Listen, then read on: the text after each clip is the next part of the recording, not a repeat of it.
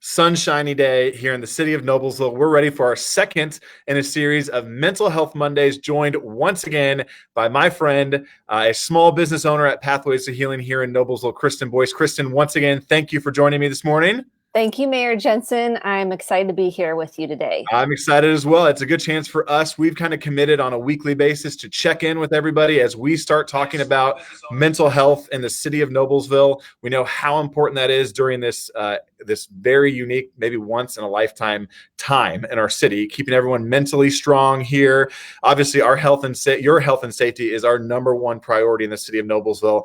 And as much as your physical health is important, your mental health is just as important. And we have made that commitment to you to have that honest conversation about it. And I appreciate Kristen for joining me. As always, if you have any questions or just want to say hi, type that in. We'd love to see who's watching. We know we've averaged well over 100 folks every week listening to us and sharing it. And I know well more are going back and rewatching this. So make sure you say hi to us. We'd love to hear from you as we continue this dialogue. So Kristen, to start out with, I know what you're going to have us do. So take it away. Thank you so much. So the first thing we're going to do, this is our number one strategy to begin the processing of calming the body down. The first thing we're going to do is breathe. First, we know that the United States government, the US government has endorsed this technique. It's called square breathing. And I recommend you do this every hour, at least on the hour. Set a reminder to calm your nervous system down, calm your body down, and get centered so you can handle stress, so you can handle the feelings that come up. So the first thing we're going to do is we're going to kind of create, they call it square breathing, because you're creating a square with your breath. So you're going to go in through your nose and exhale through your mouth. This is really important to get the full benefit of that breath, is that exhale through the mouth. So we're going to do it together. We're going to inhale for 4, we're going to hold for 4, and we're going to slowly release out the mouth, almost like you're cooling a cookie or cooling soup, for 8. And so we're going to do 2 together. And again, I recommend you're doing this on a regular basis. This is also a strategy to help children calm that nervous system down.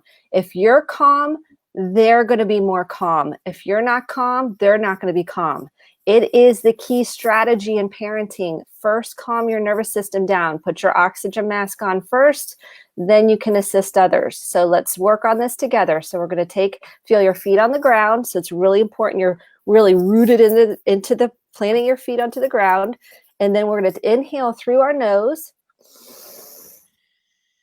Hold for 4. Exhale slowly out your mouth.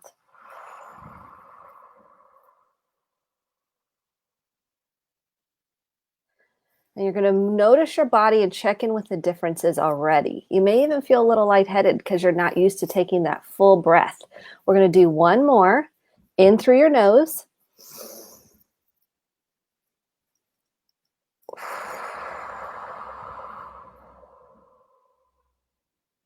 You would want to drop your shoulders on that out breath. And sometimes a sigh out is really important to let go of that tension and tightness in the body. So again, you're going to be doing this on a regular basis to calm that nervous system down and to be able to handle what comes your way. Awesome. Well, I love it. And this is something that we have been instituting at our house, at the Jensen household, and it has worked wonders. I'm so glad this week, too, that you're actually on the screen with me, so I'm not breathing by myself like we did last week with a little awkward technical issue. So it's much better when I'm not just awkwardly breathing into the TV. So thank you, Kristen. And I got to say real quick, hi to so many people. Annie, Janie Justice, Patrick Probst, some people are chiming in. I know Lindsay Bennett, our city attorney, has 7-month-old twins, so I know that she's on and she's probably breathing big time at home right now to get herself in a calm space. So thank you, everyone, for joining again. Say hi as we go along here. So, all right, so we've hit breathing. That's job number 1. So let's talk a little bit about a recap for some advice. We're getting ready to go into another week of e-learning tomorrow. Parents are probably dreading that. I think kids sometimes are dreading it, especially on such a beautiful day. It's hard to get our head around what e-learning is looking like. So let's start with some advice, Kristen, for parents and grandparents. I know how that's important too. My mom is helping with my nephews on their e-learning and my brother as well. So advice for grandparents, for aunts, uncles, cousins, parents that are dealing with e-learning, top tips for them. Okay, first thing is we know what I'm going to say. We're going to say the breath because you've got to calm your nervous system down. You've got to be regulated in order to be able to help your kid. Because if a child, this is my little brain model, and if we flip into fight, flight, or freeze, they're not going to be learning. This is where we're not learning. The prefrontal cortex, which is right here, it's the CEO of the brain. It's the one that takes it. It's the executive function that says, I can handle this. It's the rational, calm part of the brain. If we are not calm, our child isn't going to be calm and be able to learn well. So the first thing is you may just breathe and hopefully they pick up. That's the whole idea, that they pick up on what you're doing. So if nothing else, first breathe. Second of all, we have to acknowledge that this is different. This is different. They're trying to get into a new routine and using the computer. There's going to be technical frustration. So on the front end, I'm always acknowledging technology sometimes is hit or miss. So when we get kicked off of a Zoom call or the technology doesn't work, it can cause dysregulation for the parent and the kid, and the child can get very frustrated. And the first thing I do is one, breathe, and I say, I understand it's frustrating. Technology sometimes isn't reliable, and it's okay to get frustrated. And the first thing we have to do is breathe. It's not okay to name call, etc. You're going to say what's okay, what's not okay. Those are boundaries. What's okay, what's not okay. Explanation and communication is really important. Not preach and teach, where we go into lecture mode and we go into fix-it mode. We have to go into understanding and communicating. So let's talk through e-learning before e-learning starts. Let's talk through maybe some of the frustrations. Let's talk through the calendar. Let's talk through what you like and what you don't like, so we can have a conversation in order to have connection. This is one of the key things I'm working with parents on right now, is connection via communication. And if you're not connected to your emotions, you're not going to have connection with your kid. It's just not going to happen. So one of the things is normalizing emotions, normalizing this isn't how we normally learn, normalizing you miss your friends, normalizing some of the frustration this is. And again, we learn best when we're regulated, when the brain is calm, when we are calm. Are you always going to be calm? No. Let's be real. We're not always going to be calm. So I don't want people to go in shame, which says, I'm a bad parent. You're saying to be calm and I'm not calm. Of course, you're going to have frustrations. And I want you to acknowledge that that's normal and part of the process. When I get frustrated and I start flipping my lid. This is my lid flipping. I can feel it getting ready to flip. I have to go, okay. And I have to talk myself off the ledge because my kid's having a meltdown. My kid's having a fit. My teen doesn't want to do it. I have to go, okay, what are my expectations? We have to watch our expectations. Are they realistic? Are you in a perfectionistic mindset? Are you in I should or shouldn't do this and this is the time frame? What we know is flexibility right now is critical with e-learning.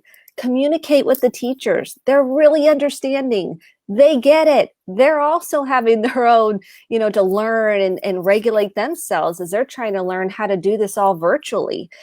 Communicate with the teachers. If you're like, we couldn't, Johnny, no, not to pick on a Johnny because I love the Johnnies, but just for the sake of example, Johnny was having a meltdown today. We didn't get it done. Communicate. They're probably going to go, it's okay. Take a breath. You got this. It's okay. So communication, not only with your child proactively, also with the teacher. That's what they're there for. They get it. They understand.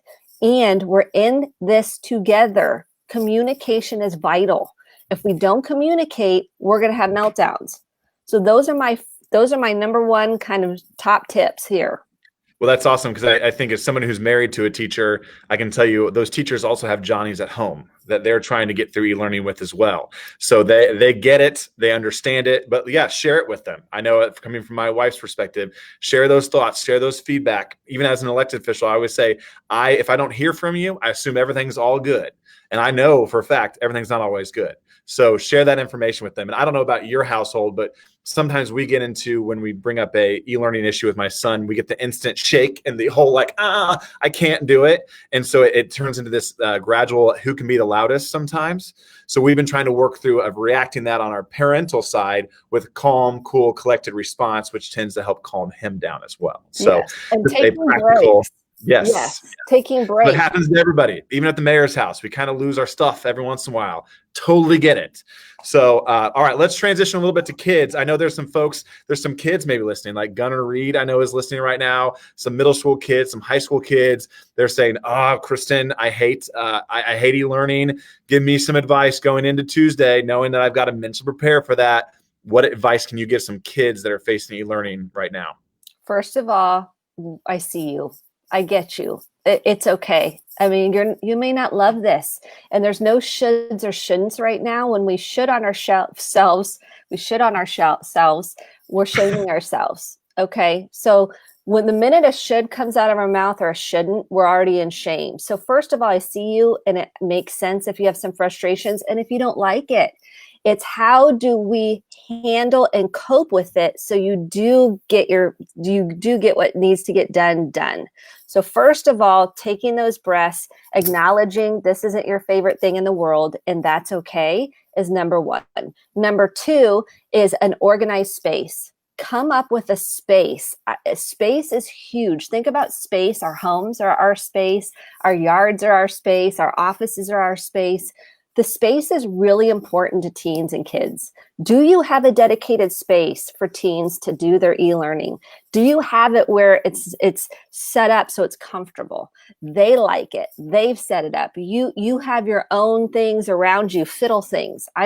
As you know, I'm big into fiddle things. So if you have a stress ball, you have something you can fiddle with while you're on the e-learning, that helps to be able to focus actually. That helps your brain be able to get out of that fight, flight, or freeze and get into that executive function, that prefrontal cortex. So have fiddle things around you. Light a candle. Have things that pictures of your friends up. Have a space that you feel comfortable in and that it's conducive to you being able to focus and learn. So I really recommend individual spaces for everybody doing e-learning. And I know that's hard, even if it's in a closet. I mean, coming up with their own space is really important right now in order for them to feel like I'm ready. I can do this. Getting folders, organizing, whatever you have laying around the house, organizing that space so learning can take place in the best possible way. That's awesome because I like I said, I think my son has his little corner that he works in there, and that's very, very, very helpful information. So let's talk a little bit. There was a question, Kristen, about apps or websites for meditation for kids. Maybe some good suggestions you might have in the technology world if they're going to be on devices right now currently. Are there some apps or websites that you would recommend that they could go to help kind of clear their brain, get them through this? I absolutely recommend two. Calm, the Calm, CALM app. They have meditations. They have sound. So sometimes getting a white noise on the phone can be very soothing, or a soothing sound that they like. Waterfalls. Now that might have to make you go to the bathroom, but they might find that soothing. That's a great one. Headspace is also another wonderful app. And RelaxM, RELAXM, has some meditations as well as sounds on there to kind of block out the noise, especially if they have headphones. Sometimes they need, if they're doing a paper or they're taking a test, and maybe you can't use headphones when you're taking a test, but having relaxed sounds is really calming to that nervous system. And then they can do the meditations on their own. YouTube also has some free meditations for teens and kids that you can get on there and type in meditations for kids, meditations for teens, and they can pick the ones they like. I always recommend letting them have a voice, letting them communicate to you what they like and what they don't like. Parents, oftentimes when children come with feelings and emotions, we try to fix it. I'm telling people, do come out with, well, have you tried this? Have you done that?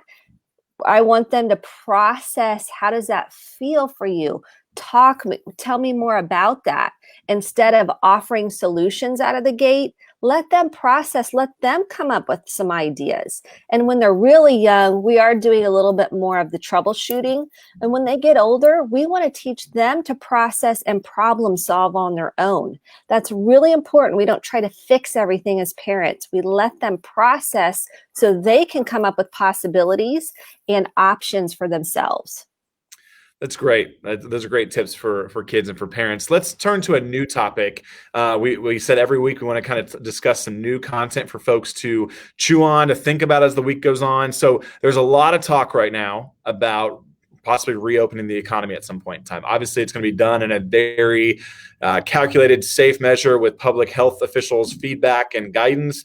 But I think when people start to think about that, instantly there are some folks that are getting fearful of what that new normal looks like for them. So let's talk about fear. You talk about fear in context right now. So let's specifically talk a little bit about fear, what that looks like in individuals, and maybe some advice on specifically tackling that fear that might be within inside you right now. Yeah, and I want to acknowledge that we all have fear. It's a core emotion that we're all given, that we all have. So no one gets out of the category for free. It's very hard. We've done a lot of things to try to mitigate the fear because fear lives in our body. So we might even acknowledge in our body, we might be short of breath.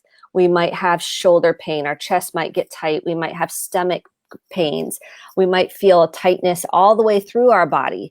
We know that the emotions live in the body, and so does fear. So the first thing is recognizing, where does that live in your body? Second is, no one gets out of this category for free. We all have fear. It's a part of being a human being. And of course, we're going to have fear about going out into the world when the situation is, the reality is the reality. And so it's important that you can make decisions that are going to be the best interest for you and your family. So some people have to go out and they have to figure out, how do I cope with that? The breathing, taking safety precautions. The other piece is, if you don't feel comfortable going out, it's okay to make that choice for yourself. Employers now are going to have different conversations with people, and that's part of what's going to have to take place is communication, checking in, and acknowledging that fear is going to be part of this process. The next part of it is we really need to get honest about how we're dealing with the fear. We've learned a lot of ways to move away from fear. We've learned a lot of ways to mitigate fear, and we may be drinking more now. I'm guessing a lot of us have been in the pantry going, oh, look at this. And we're eating more than we normally do. We might be gambling. We might be online more, doing things that we normally don't do. We might be on social media for hours and hours at a time. We might be binging on Netflix. And what we want to notice is, how much has that increased and how much are we using that to try to mitigate the fear instead of tending to the fear. And tending to it means acknowledging it, processing it. So we have to talk through it. We have to write it out. We need to maybe get some help professionally. We need to be able to have a safe place to deal with it, acknowledge it, and process through it to get to the other side. It's important that we're not moving away from it. And what we've done is we've tried to move away from, we've come up with many different ways to stuff it down and numb it out. And this isn't the time. This is actually the time to tend to it, to watch our thoughts connected to that fear. Am I going to worst case scenario in order to try to mitigate the fear? How am I moving through it? And what we know about trauma, and this is really important, that if we do not mobilize those emotions, it will get stuck and frozen in the body. And that becomes what we call post-traumatic stress disorder. Not everybody's going to have that. But if we do not mobilize, if we do not move through that fear in a healthy way, we will get stuck in it. And that is what we call looping. We get into the looping. We feel shut down. We feel like we have no hope. And in order to create more hope, it's dealing with the fear and acknowledging it. Let's have conversations around it. Let's not pretend anymore. Let's talk through it. Let's actually move through it as a culture to get through it. And what we know is, when we get stress, we can go and we can regress. So if we don't deal with the stress in a healthy way, we're going to regress. and we'll see our kids maybe going back to things that they normally don't do.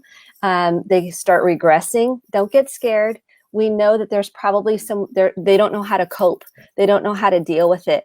And the more we deal with it as adults, as parents, as grandparents, the more we're going to be able to help our children, the more we're going to be able to help our neighbor, the more we're going to be able to help our friends. If I'm not dealing with it, I can't help anybody else because I'm stuck.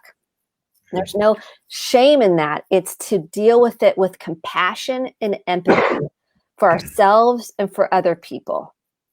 That's how we work through that. I love that term, faith over fear, that you talk about. That's something that I'm going to take away from this conversation this morning. I love that term, faith over fear. Let's talk a little bit about kind of some warning signs. You kind of touched on them under the fear category. Last week, we talked about how to have a conversation with our spouse, our kids, our neighbors, our fellow parishioners, our coworkers, whatever that may be. Let's back that step up even one and talk about warning signs. You mentioned it in terms of, alcohol consumption, food. I know personally at my house, I have discovered chocolate cinnamon toast crunch. I had no idea they made that in a chocolate flavor. They do. And there's no reason why I need to be eating as much chocolate cinnamon toast crunch. I don't even eat cereal normally, but I have, because we're coping with it in different ways, right? So let's be honest, not to make light of it, but truly there are different things that we're using to cope. So let's talk a little bit about those warning signs that we can identify in ourselves or in others. So a couple things. One is our sleep patterns. That's huge. If I'm not sleeping, if I'm kind of staying up without sleeping, or I'm sleeping too much, those are things we need to be noticing. In terms of depression, am I functioning? Am I not getting out of bed for days and days? Am I not showering? My self-care decreases. Am I not eating, or am I eating too much? Some people have lost their appetite and they're not eating. So the self-care starts to decrease. We could see high levels of, in terms of coping, we're increased alcohol usage. That right now, online gambling, we're seeing a high number of that. Increased anger and violence. These are warning signs that we're not handling the stress. We're not dealing with the emotions. We're not handling the grief. These are things that we need to tend to and start having conversations about. Those are definitely warning signs. High reactivity. So something that normally you'd be like, oh, you could let it roll off your shoulders, and you're getting highly reactive. You're dysregulated to a degree that's really impacting your family and other people. So your reactivity is significantly higher. One of the things we're noticing right now is alcohol. We all post, a lot of people post, oh, I'm having wine.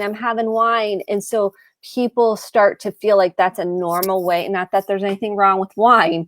Again, I think of everything on a continuum. Have you upticked your alcohol usage? And that's a hard one to break. It's a hard one because what happens is our brain gets in a habitual pattern.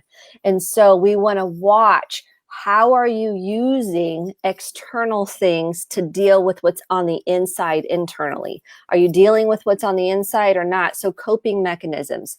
If you're going back to old ways that you've coped and you're like, hey, I was doing so well before this, and now I'm back on eating sugar nonstop, or whatever the thing is, that we all have something we use to numb. It's how on a continuum are you out of alignment? Have you upticked your social media usage? Have you upticked, your online usage? We need to watch those things. Those are signs and signals that we need to be dealing with what's on the inside. Great. Well, as we transition here to wrap up kind of our edition of Mental Health Mondays, again, if you're watching and have a question, feel free to send that over to us. We'll answer it here in live time. But Kristen, can you give some tips or some resources if people are in a bad spot right now, if they know their spouse is in a bad spot right now?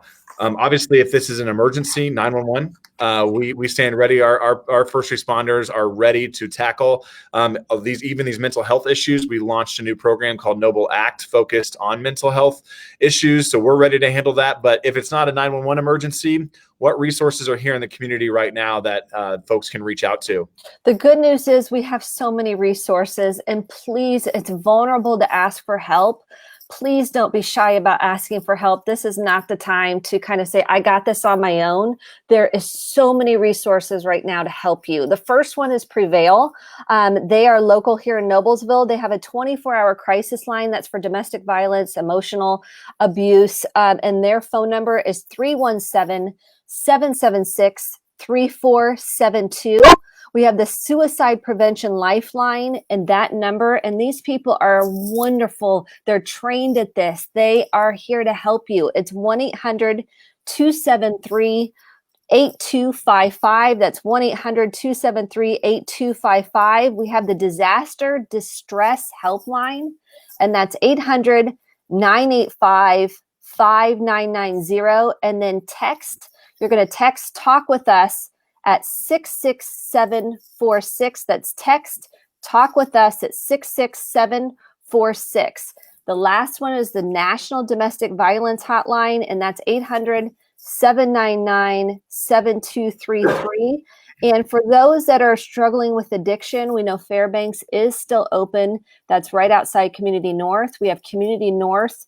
If you have any mental health issues, they are open for if you need inpatient. So please don't be shy about reaching out to them. And there's a lot of free online 12-step groups. If you're struggling with any kind of opiate addiction, alcohol addiction, food addiction, codependency, get online. There's tons of free resources. Please don't be shy about asking for help. And then on top of that, there's therapists that are doing telehealth that are here to help you. So just know you're not alone and reach out for help. Well, and I know that right after this, you're jumping on another Facebook Live on Pathways to Healing's website as well on the Facebook page. So I know you are busy talking with folks across the city, across the state, really, that are digging deep right now. And I just want to encourage us as a community to remember, that we are all in this together. I know that's maybe a cheesy line at times, but it's true.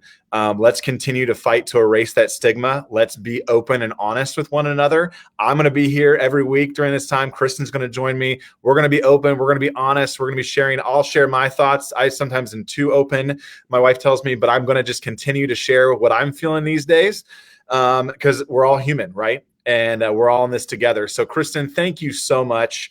I would encourage anyone listening today, anyone in the city, go out on your front porch right now and take a breath, because it's a beautiful day. The sun came up and the sun is shining. It's a great day in our city. We are all in this together. We are going to get through this together, and we're going to see you back here next Monday at 11 o'clock for our Mental Health Monday. But in the meantime, stay safe. Kristen, thank you so much for all that you do, not only for our community, but for others beyond our community as well. So thank you very much. Thank you, Mayor Jensen. I appreciate your leadership and you starting this imperative conversation right now. Awesome. All right. Well, enjoy your Monday, and we will see you all back here next Monday. Thanks so much. Thank you.